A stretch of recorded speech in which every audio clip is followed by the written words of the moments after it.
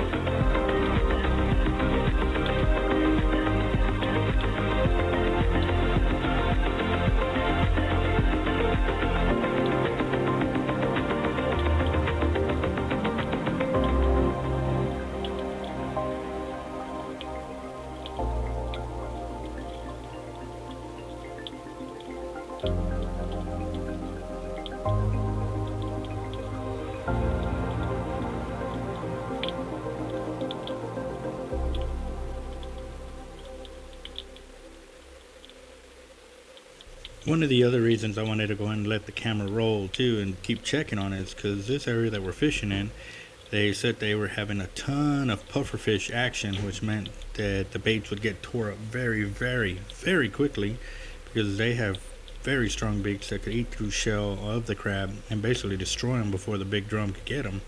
But at the same time too, I wanted to see how well the pantyhose deal would work against, those sharp beaks. Obviously it's not steel or anything, but I wanted to see how they would work the pantyhose and protect the bait or destroy it or give the big drums a chance to actually get on it. So we'll keep looking.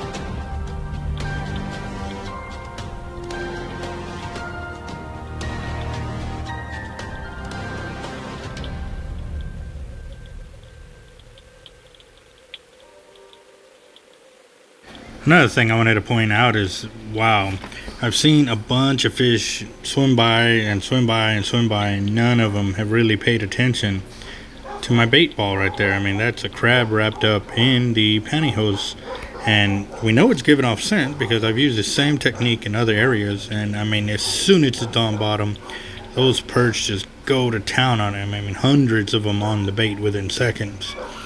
So this is very, very interesting. I mean, why aren't they attacking the bait? I mean, is there something big around that's spooking them to keep them on their toes that they can't sit there and enjoy a meal? I mean, because even earlier on, you could see a couple of shadows fly by the screen, and I actually slowed it down a little bit just to see what it was, but I wanted to see if y'all would catch it. And yeah, it's just a ton of knowledge or questions that need to be asked and answered. So I'm sorry, a little bit of a tongue twister right there, but definitely I think I'm going to go ahead and keep leaving it untouched, because I think if I did manipulate this video too much, we might miss all the things in there. But if I do see a big old patch of nothing really happening, then I may fast forward it through and slow it down for anything else. So we'll see how it goes. Continue watching, guys.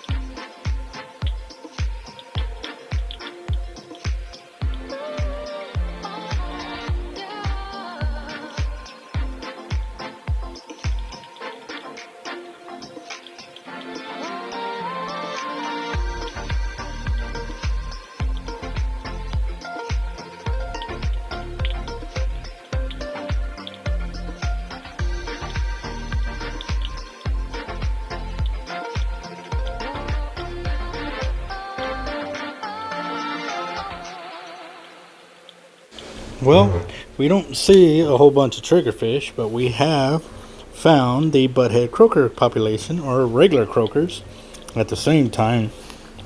Looking between them, and that looks like a regular croaker, but I have seen some of the butthead croakers in the mix as well, and they seem to be uninterested in the crab inside the pantyhose as of right now, but we'll see how it goes and continue on filming. But what's crazy is I have not seen one pin perch or piggy perch in this video, which is pretty cool knowledge to know. You know what I mean? Like I said, we're fishing in another area where they have been catching a lot of monster drum, and it'll be toward later afternoon when they start hooking up. So is this a precursor that a lot of the bait fish have disappeared before the big fish have come through? I don't know. Just gonna have to keep filming and keep seeing what we see with, now that we still got daylight. That's the other thing. I did not put on the camera. It looked a little, murky in the water, but as we can see, since it's only about 4 or 5, maybe 6 foot deep, we still got plenty of visibility there. So that was another thing I lucked out on. Like I said, I don't know when or how deep the light will penetrate in this water and stuff. So what I went ahead and did was go ahead and slowed it down